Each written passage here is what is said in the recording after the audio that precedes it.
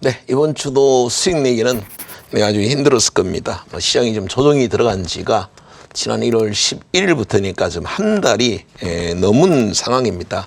코스피 3,260 찍고 나서 지금 3,100선에 딱 머물렀습니다. 설 이번 연휴 끼었는데도 불구하고 좀 3,100선을 넘지를 못합니다. 그러니까 21선에 딱 붙어가고 있는데 글쎄 방향이 어디로 갈지 예측할 수 있는 부분도 아니고 계속해서 주식 비중 늘리지 말라는 말씀을 드립니다. 지금 트렌드에 맞는 종목군들 짧게 매매만 하시고 지금 글쎄요 뭐 주식 비중은 70% 넘으면 좀 위험하지 않을까. 한 30% 이상은 현금을 좀 갖고 있어야 될 것 같습니다. 자, 왜 그런지 한번 화면을 통해서 한번 확인해 보도록 하겠습니다. 이게 지금 코스피 지수예요. 코스피 지수가 11월 얼마나 좋았습니까? 12월도 너무 좋았죠. 그리고 나서 우리가 1월 랠리를 기대하는 1월부터 2월까지 지금 1, 2월 달은 어떻습니까? 옆으로 행보를 하고 있습니다. 근데 중요한 거는 이 자리에서 외국인 기관들이 참 어마무시하게 매물을 쏟아내고 있습니다. 1월, 2월 달에 개인들이 끌어올렸다고는 하지만 지금 내 개인들이 1월, 2월 달에 엄청나게 물량이 들어오는데 뭐 한 30조 이상 다 물려버립니다. 그러니까 11월, 12월과 1월, 2월 달에 들어오는 물량, 그 외국인 기관들이 던지는 물량 사이즈가 달라요. 그러니까 이렇게 올랐으면 상관은 없는데 지금 오르질 않고 있으니까 이게 전부 개인들끼리 다 이 매물벽이 되고 있는 상황입니다. 서로 이제는 시장에 대해서 신뢰하지를 못하고 있는 것이죠. 불안해. 말로는 시장이 그대로 저금리고 유동성이 많으니까 올라가겠지. 올라갈 겁니다라고 다른 사람에게 말은 그래 하면서도 본인 스스로는 굉장히 위축되어 있는 상황이죠. 불안해하고 있는 게 지금 나타나고 있습니다. 어쨌든 못 가고 있다라는 것, 그리고 외국인 기관들은 조금만 오르면은 집중 매도로 해서 흐름을 꺾어버렸다라는 거죠. 그래서 이게 어디로 갈지 누가 알 수 있습니까? 만약에라도 이러다가 정말 미증시라도 좋으니 다행인데 만약에 미증시까지 조정을 받아서 추세를 이탈해버리면 정말 가뜩이나 이 매물들이 지금 옆으로 행보를 하고 있으니까 매물 부담이 있어도 뛰어넘을 수는 있죠. 갑자기 강하게 나오면 뛰어넘을 수가 있는데 만약에 이 매물벽 밑에서 놀아버리면 어떻게 될까요? 이거는 이제 머리 위에 이 많은 매물벽을 내 머리 위에 이고 있는 상황이죠. 이건 이제 못 뚫게 되는 겁니다. 그럼 계속 여기서 이제 쌍고점을 만들게 되는 상황이죠. 이걸 누가 예측을 할 수 있겠습니까? 그죠? 아무도 예측할 수 없는 부분이죠. 많은 전문가들은 맞추고 싶어 하죠. 예측하려고 하고 있는데 그 말을 믿는 여러분도 문제가 있는 겁니다. 이거는 주식 모르는 초등학생도 올라간다 떨어진다 맞출 수 있고 반대로 이 주식만 공부한 증권사 센터장들도 열이면 열 다 틀릴 수도 있는 겁니다.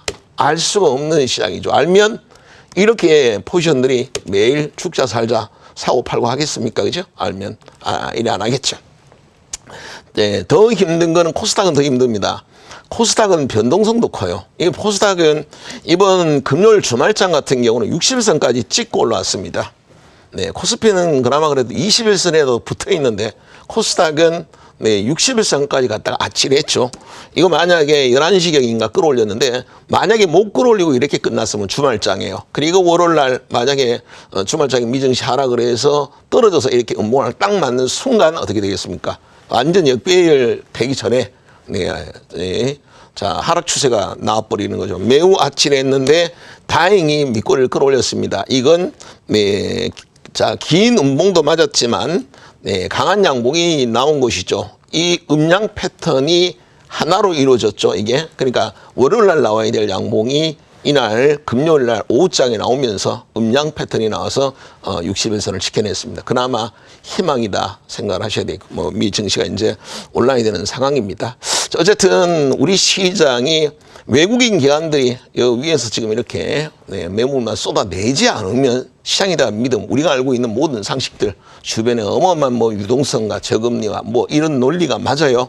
근데 이들이 그걸 모릅니까? 다 알잖아요. 그런데도 불구하고 던지는 겁니다. 그래서 여러분들은 이걸 인정을 안 하려고 하고 있습니다. 외국인들 기관들의 수급을 인정 안 하려고 하는 게 이게 문제인 것이죠. 그러면서 본인들이 금리니 환율이 외국에 채권 얘기는 왜 그렇게 한대요? 채권이 뭔 의미가 있어요? 외국인 기관들 수급이 지금 어쩐지 이걸 보셔야 될 일이죠. 그래서 지금은 예측할 수 없는 장이고 그렇다고 던질 수도 없습니다. 추세 자체는 아직 살아있기 때문에. 예, 그렇죠. 올라가면, 네. 자, 이쪽에 조금 올라가면 비중을 조금 줄여서 현금을 좀 해 놓는 게 맞지 않나 생각합니다. 계속 지금 단기 매매만 좀 하시란 말씀드리고, 단기 매매를 하실 때 할 수 있는 부분은, 네. 이번 주 같은 경우는 월요일만 좀 올랐죠. CD 주문입니다. 월요일 날 1.8%가 올랐는데 EM텍 같은 경우는 10% 이상 급등했습니다. 그래도 52주 신고가에서 급등을 했는데 깨끗했죠. 장 끝나는 순간까지 JP모건이 네, CD 주문이 계속 들어갑니다. 그래서 10%. 네, 이날 뭐 월요일날 장이 전반적으로 좋았다고는 해도 네, 한 번도 안 밀리고 저렇게 10% 쫙. 근데 그 전에 좀 전조는 있었네, 그죠? 네, 한 단계 레벨업 되는 단계에서 전부 도치 형태가 나오고 있습니다. 자, 저기서 매수 매도 간에 손바뀜이 일어나고 있는데 주가가 안 떨어졌죠. 와, 관리자가 있다. 이렇게 볼 수가 있었죠. 관리자가 있겠구나 생각을 했는데 JP모건이 CD 주문 들어와 버리니까 바로 10% 급등을 했네요. 이거는 조금만 주의를 했었다면, 조금만 이런 거 종목에 대한 관심이 있었으면 EM텍은 누구든지 아마 잡을 수 있지 않았을까 싶네요. 자, 화요일 날 한번 보도록 하겠습니다. 화요일 날은 JYP, 최근에 뭐 또 빅히트가 시가총액 또 9조까지 지금 뭐 회복을 하고 있는 상황입니다. 참 그러게 되면 SM이나 JYP는 좀 갭이 너무 커요. 지금 이제 JYP는 1조 2천억인데 빅히트는 8조를 넘어버렸으니까 아직도 1조고, 와, 그 갭을 메울 줄 알았는데 갭을 못 메우네요. 역시 공룡입니다. 빅히트는. 자, 이날은 외국인 기관들이 집중 매도가 있었고, 화요일부터 이제 전반적으로 흐름이 안 좋았죠.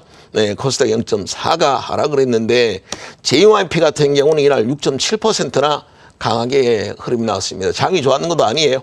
바로 CBS와 UBS가 두 개에서 17만 주가 매수가 들어왔습니다. 거의 10% 이상 이쪽에서 들어왔는데 장 끝날 때까지 계속 CD 주문이 네, 들어와 버리니까 어때요?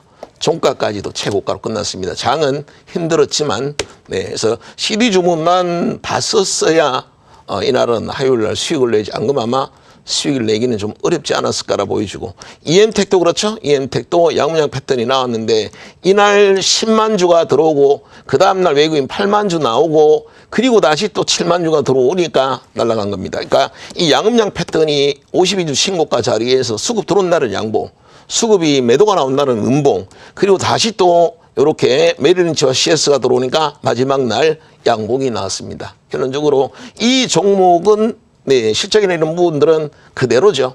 네, 그럼에도 불구하고 EM텍이 여기 아까 올랐을 때 설명드렸죠. 그리고 떨어지고 올라가는 것들이 전부 수급에 의해서 네, 그랬다라는 겁니다. 자, 그 다음에 네, 목요일 날 봅니다. 목요일 날은 많이 하락을 했네요. 1.2% 하락을 했고 외국인 기관들 거의 또 한 2천억 매도를 했습니다. 매수 종목 찾기가 어려웠겠죠. 그런데도 코스맥스는 네, 수급이 들어오면서 양봉을 했습니다. 자, 금요일 같은 경우는 다 보시면은 자, 하나머티리얼즈 하면 이날 금요일 날입니다. 금요일 날은 CD 주문 검색기는 당일께 검색이 되는 거니까 하나머티리얼즈부터 PNT, 라온 뭐 쭉 해서 보시면 거의 대부분이 최고가로 네, 끝이 났습니다. 화요일 날 사실 양봉장이나 보기는 어렵죠. 떨어졌다가 끌어올리면서 밑꼬리만 붙였지만 양봉 바디가 이렇게 단단한 양봉 바디가 나온 장은 아니었어요. 근데도 역시 외국계 수급이 많이 들어오는 종목군들이 중심으로 네, 했습니다. 예, 하나머티리얼즈만 금요일 날 CD 주문 첫 번째 종목이 하나머티리얼즈였고요. 여기 보시면 외국계가 외국인으로 그대로 다 잡혔죠. 간혹 가다 보면 이렇게 PNT처럼 외국계는 잡히는데 외국인으로는 안 잡히는 경우가 있습니다. 검은 머리들이 간혹 그런 경우가 있겠죠. 국내의 사람들이 외국계 창구를 이용하는 경우, 네, 국적은 한국인인데 그런 경우는 있습니다. 그래서 외국계와 외국인은 굳이 구분할 필요는 없는데 그래도 네, 외국인으로 잡히면 조금 더 나을 겁니다. 하나머티리얼즈 보죠. 자, 하나머티리얼즈의 CD 주문 한번 보도록 하겠습니다. 자, 장이 음봉이 장이었었는데 하나머티리얼즈는 글쎄 12% 그것도 자리가 바닥도 아니고 신고가 자리니까 얼마나 비싸요. 가장 비싼 자리 신고가에서 짱대 양봉이 나왔습니다. 12%가 나왔어요. 이날만 특별히 좋았나요? 왜 갑자기 신고가 자리면 가장 비싼 자리인데, 그죠? 지수가 좋았는 것도 아니었어요. 지수가 좋았는 것도 아닌데 갑자기 이날만 12% 급등한 이유가 뭘까요? 바로 여기 보시면 노무라 증권이 22만 주를 죽자고 종가까지 계속 사버렸죠. 장 끝날 때까지 샀단 말이에요. 그러니까 이게 올라간 이유를 여러분들이 예를 들어서 다른 뭐 차트를 뭐 하면 제로 매매나 뭐 가치 분석하는 사람인데 이 종목을 하나머티리얼즈라는 종목을 상담을 딱 하면 다른 이유를 얘기를 하게 될 겁니다.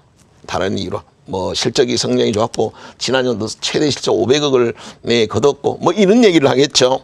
근데 이 노무라 증권이 22만 주를 사서 12% 그전까지는 가치로 따지면 이날의 가치나 이날의 가치나 이날의 가치나 이날의 가치나 분기별로 실적이 나오는 거니까 차이가 없어야 되잖아요. 근데도 보면 매번 가치 분석을 하는 사람은 밸류를 계산할 때 지금 밸류와 밸류 매번 또 다른 견해를 하니까 얼마나 웃기는 일이 되겠습니까?